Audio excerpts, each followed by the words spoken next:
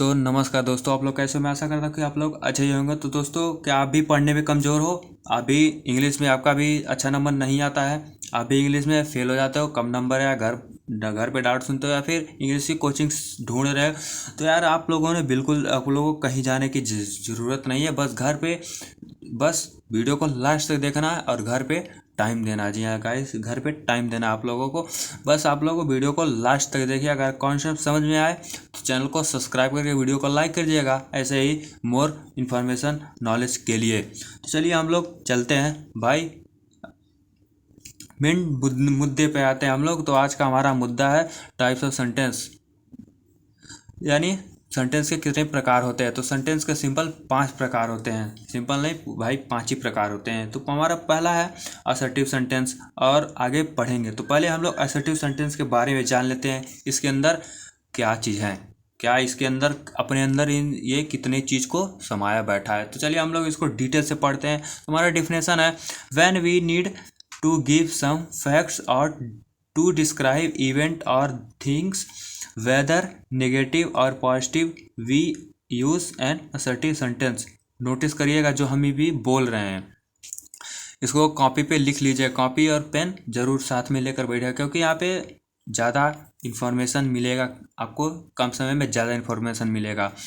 तो ध्यान से नोटिस करिएगा बोल क्या रहे हैं। When we need to give some facts और टू डिस्क्राइब इवेंट और थिंग्स वेदर नेगेटिव और positive, we use an assertive sentence. अभी आप इतने चीज़ पे ध्यान दीजिए, इतना तो छोड़ दीजिए। अभी इतने चीज़ पे हम डिस्क्राइब करते हैं। तो इंग्लिश में तो पढ़ लिया भाई, इंग्लिश में हाँ पढ़ लिए, याद कर लिए, पेपर में जा कर लिख देंगे। लेकिन जब हिंदी समझ में नहीं आएगा तो करेंगे क्या भाई? पढ़ के क्या होगा जब हिंदी हम इसका याद कर लिए। कई बच्चे होते हैं रट्टा मार लिए, जाके पेपर में लिख दिए, बस बात खत्म, नंबर मिल गया। उसका भाई कोई वैल्यू नहीं है जब तक इस चीज़ को अच्छे से समझो ना। मान लो अगर कोई पूछ दिया कि भाई असर्टिव सेंटेंस का बता दो, नहीं पता, जितना रट्टा मारे थे उतना बता दिए। लेकिन अभी आप लोग इसको फुल डिटेल में बताएंगे और आप लोग समझिएगा। तो इसका हिंदी हो जाएगा, जब हमें किसी तथ्य को दावे के साथ दृढ़ता पूर्वक स्वीकार करने की आवश्यकता होती है, तब हमें ये असर्टिव सेंटेंस का प्रयोग करने का आवश्यकता होता है। यानी अगर सिंपल भाषा में समझा जाए, जब हमें किसी घटना को वर्णन करके डिस्क्राइब करना, यानी यहाँ पे साफ साफ लिखा है डिस्क्राइब इवेंट, यानी घटना को, किसी घटना को या तत्व को, किसी घटना को अगर हम लोग नेगेटिव पॉजिटिव में करके दर्शाते हैं, उसे हम लोग असर्टिव सेंटेंस बोलेंगे। तो यहाँ पे एग्जाम्पल पे आते हैं भाई लोग, तभी आपको समझ में आएगा। यानी एग्जाम्पल बोले तो उदाहरण। तो अभी उदाहरण पे चलते हैं। हमारा उदाहरण है, I liked this pink dress a lot, यानी यह ड्रेस मुझे बहुत पसंद है। अभी इतना तो छोड़ दीजिए। अभी थर्ड नंबर पे आता है। थर्ड वाला एग्जांपल में भाई कुछ आपको दमदार दिखेगा। यानी आई हैव नो मनी, मेरे पास कोई पैसा नहीं है। भाई भिखारी लोग के पास कोई पैसा नहीं होता। अगर भिखारी को दोगे पैसा तभी उसके पास पैसा होगा। एग्जाम्पल यही बोल रहा है, आई हैव नो मनी, यानी मेरे पास कोई पैसा नहीं है। चौथे पे देखा जाए, वी आर प्लेइंग क्रिकेट, वे लोग क्रिकेट खेल रहे हैं। बात ये हुआ ना, वो लोग बिना बताए क्रिकेट खेल रहे हैं भाई। अभी तो आप लोग बैठ के पढ़ रहे हो, दिमाग उधर चला गया क्रिकेट में। तो क्रिकेट के मैदान से दिमाग उठाओ और कॉपी पेन पे दिमाग दौड़ाओ। तो ये हमारा है वी आर प्लेइंग क्रिकेट, ये इतना एग्जाम्पल है। अभी आप लोगों को यहाँ पर रिवीजन करा देते हैं। तो रिवीजन स्टार्ट करते हैं। When we need to give some facts or to describe event or things whether negative or positive, we use an assertive sentence। यानी जब हमें किसी तथ्य को दावे के साथ दृढ़तापूर्वक स्वीकार करने की आवश्यकता होती है, तब हमें, या चाहे वो नकारात्मक हो या फिर पॉजिटिव हो, सकारात्मक हो, तब हमें असर्टिव सेंटेंस का यूज होता है। एग्जाम्पल में ये, I have no money, we are playing cricket, यानी वे लोग क्रिकेट खेल रहे हैं। तो अभी चलते हैं हम लोग पार्ट सेकंड पे। पार्ट सेकंड पे नहीं, ये जो इसका टाइप्स ऑफ सेंटेंस है, इसके सेकंड पार्ट पे। तो भैया लोग, हमारा दूसरा है इंट्रोगेटिव सेंटेंस, यानी प्रश्नवाचक वाक्य। प्रश्नवाचक वाक्य, यानी भैया इसमें साफ साफ बोला इंट्रोगेटिव यानी प्रश्नवाचक वाक्य। तो इसमें साफ साफ ये इसका है, जो इसका नाम है इसी में बता दिया है कि ये भाई ये प्रश्न, इसमें प्रश्न ही पूछेगा और कुछ नहीं पूछेगा, बस ये क्वेश्चन ही पूछेगा। हर चीज़ से हर लोग, कोई लोग इससे से जितने लोग मिलेंगे सबसे ये क्वेश्चन ही पूछते चलेगा। इसका उदाहरण साफ साफ है भाई। फॉर्मेटिव पूरा कर लेते हैं भाई लोग। डिफिनेशन पे आ जाते हैं। When we need to ask someone a question, यानी जब हम किसी से क्वेश्चन पूछते हैं तब हम इंट्रोगेटिव सेंटेंस का प्रयोग करते हैं। आप लोगों को साफ साफ बताया ना कि जब इसके नाम में ही है पूछ रहा क्वेश्चन, इंट्रो यानी किसी के बारे में पूछ रहा है। एग्जाम्पल हिंदी में तो समझा दिए हैं। When we need to ask someone a question we use an interrogative sentence, यानी जब हम किसी के बारे में पूछते हैं, किसी के बारे में कुछ भी पूछते हैं, तब हम क्वेश्चन यानी इंट्रोगेटिव सेंटेंस का प्रयोग करते हैं। It ends with a mark of interrogative, यानी भैया ये अपने सेंटेंस के लास्ट में इस तरह का कुछ चिन्ह छोड़ जाता है, उसी को हम लोग इंट्रोगेटिव सेंटेंस बोलते हैं। ऐसे हंसूंगा लेकिन कुछ छोड़ जाएगा, इसी को हम लोग इंट्रोगेटिव सेंटेंस बोलते हैं। तो एग्जाम्पल पे आ जाता है, यानी उदाहरण पे सीधा सीधा आ जाते हैं। उदाहरण पे हो जाएगा हमारा, इसमें 2 टॉपिक है। एग्जाम्पल से पहले 2 टॉपिक है, यानी एक तो ये यस या नो में क्वेश्चन पूछेगा, इस बात पे गौर करिएगा। एक तो यहाँ पे यस और नो में क्वेश्चन पूछेगा, और फिर एक यह पूछेगा WHY, यानी वाई में पूछेगा। बस ये दो चीज़ पे ये क्वेश्चन पूछेगा, एक यस और नो पे और फिर एक वाई पे। बस ये 2 क्वेश्चन पे यानी 2 टॉपिक पे ये क्वेश्चन पूछेगा। तो हमारा पहला क्वेश्चन है,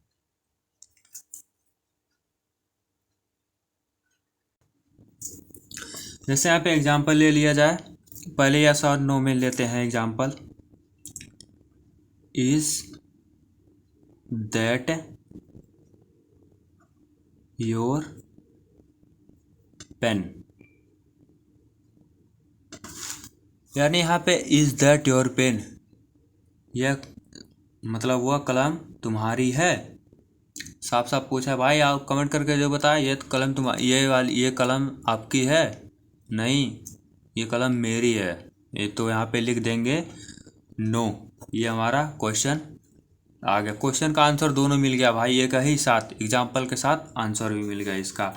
अब सेकंड नंबर पे आते हैं वाई, यानी जैसे कि कोई भी पूछ लिया व्हाट आर यू डूइंग, तुम कर क्या रहे हो। तो भाई हम इंग्लिश पढ़ रहे हैं, ये पहला हो गया, ये सेकंड दूसरा हो गया।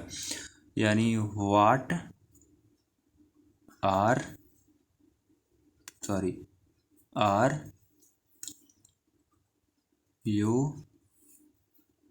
आर यू डूइंग, यानी तुम कर क्या रहे हो। तो भाई हम इंग्लिश पढ़ रहे हैं। तो अभी हम लोग सेकंड क्वेश्चन की ओर चलते हैं, लेकिन उससे पहले आपको ये इंट्रोगेटिव सेंटेंस का पूरा पार्ट 3 में आएगा, क्योंकि इसमें और टॉपिक है वीडियो। अभी इसमें केवल सेंटेंस के जितने पार्ट हैं उसमें डिस्क्राइब किया जाएगा, और यह पार्ट 3 अलग से इंट्रोगेटिव सेंटेंस का आएगा।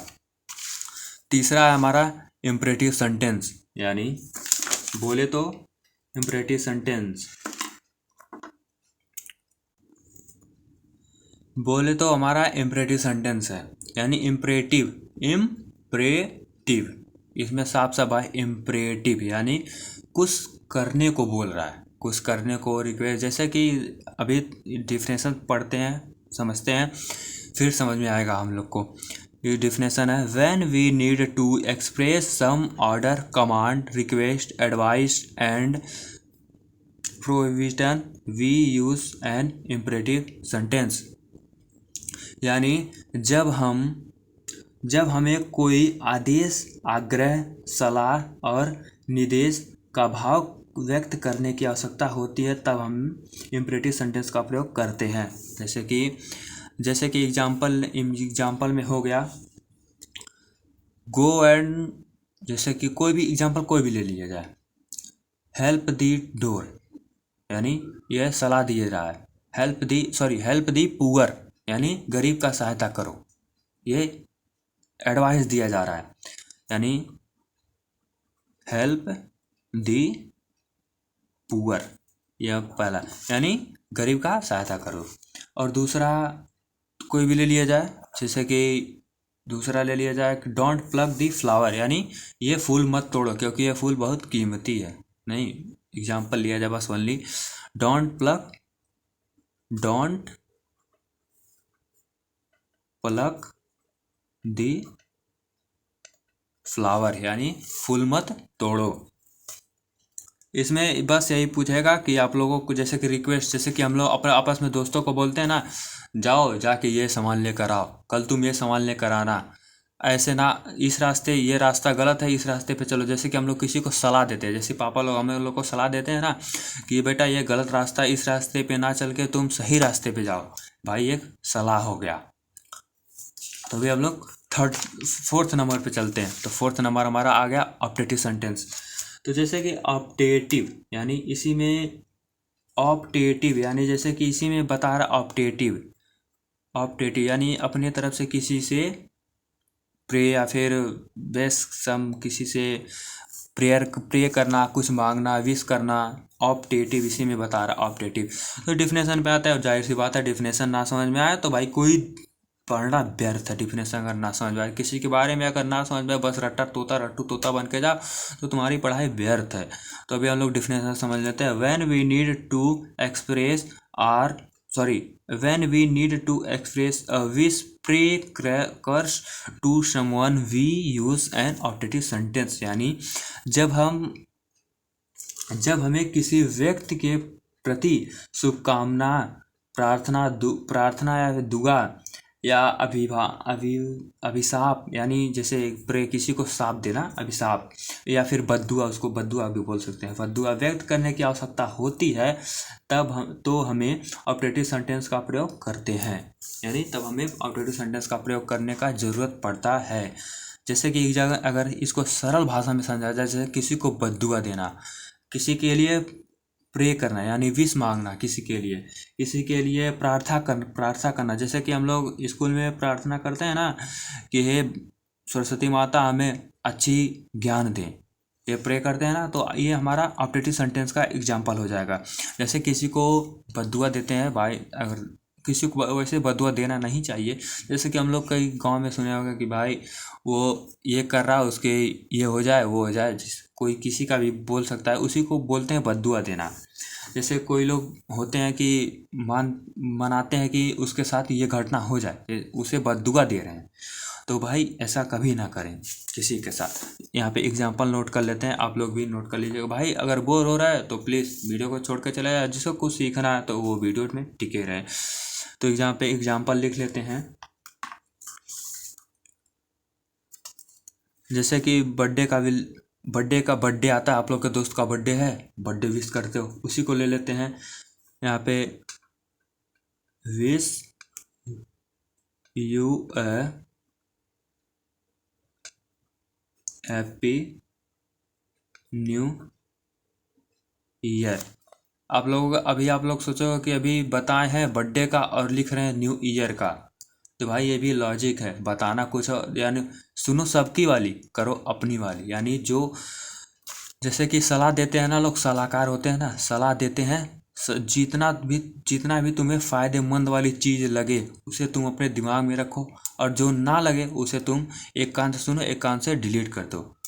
अभी बताए ना, जैसे कि बर्थडे विश करते हैं, तो भाई बर्थडे तो हर साल विश करते हैं, और हैप्पी न्यू ईयर भी विश करते हैं, लेकिन बर्थडे को ज़्यादा लिखा जाता है और हैप्पी न्यू ईयर को कम लिखा जाता है। बहुत कॉपीज देखोगे आप लोग, तो उसमें कम लिखा रहेगा wish you happy new year, और wish you happy birthday, wish many returns of the happy birthday, ये ज़्यादातर लिखा रहेगा, तो इसीलिए हम लोग यहाँ पे लिखे हैं।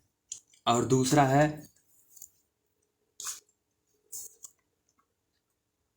मे success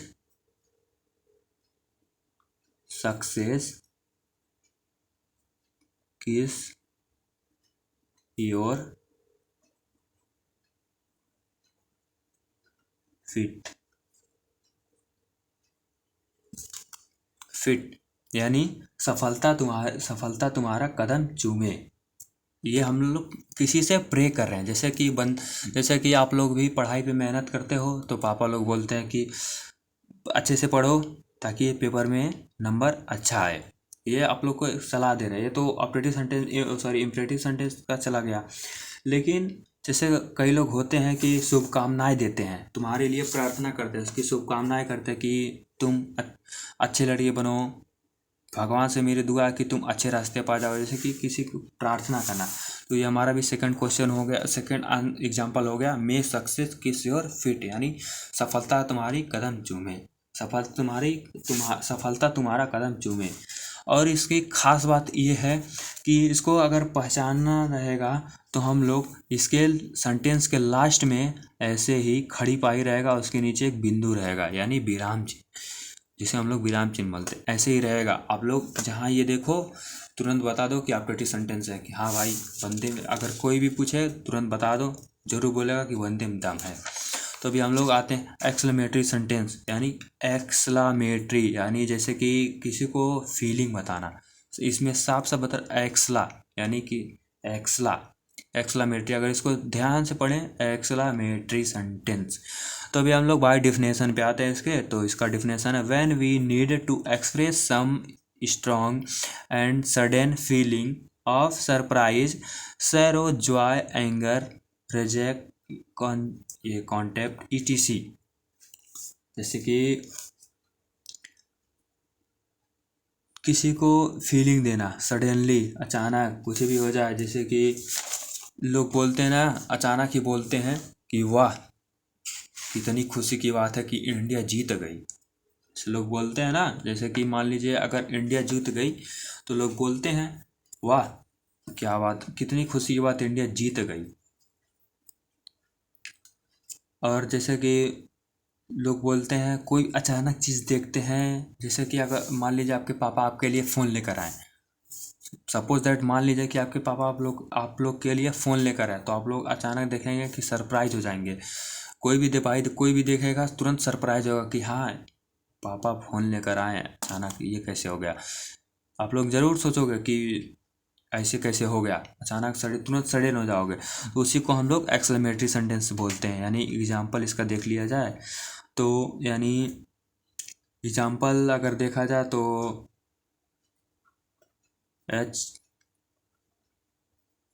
hurray, we have won the match, यानी हुर्रे क्या बात है हम लोग मैच जीत गए।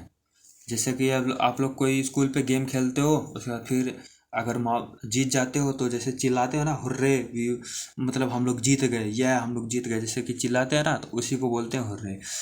इसी को बोलते हैं एक्सक्लेमेटरी सेंटेंस। जैसे किसी को अपनी भाव को प्रस्तुत करना, जब यानी इसको अगर सरल भाषा में समझा जाए तो जब हमें आश्चर्य, दुख, हिर्स यानी जॉय, या फिर क्रोध एंगर, और फिर पश्चाताप यानी रिजेक्ट,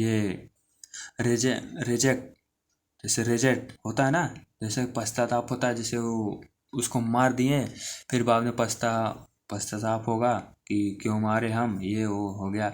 उसके बाद फिर दुश्मनी यानी हेटर्स, जैसे कि दुश्मनी, ये कम दुश्मनी बहुत लोगों की होती है, उसी को समझ लीजिए आप लोग एक्सप्लेन कर रहे हैं, एक्सक्लेमेटरी किसी के साथ बता रहे हैं कि उसी को मेरे साथ दुश्मनी है, तो ऐसे नहीं, किसी भाव के साथ अगर बता रहे हैं तो उसी को हम लोग एक्सक्लेमेटरी सेंटेंस करते हैं। जैसे मान लीजिए आप लोग को चोट लग गया तो बोलोगे आ मम्मी चोट लग गया, ऐसे बोलते हो ना, बीच में आ रहा है ना आ रहा है ना तो इसी को हम लोग एक्सक्लेमेटरी सेंटेंस बोलते हैं।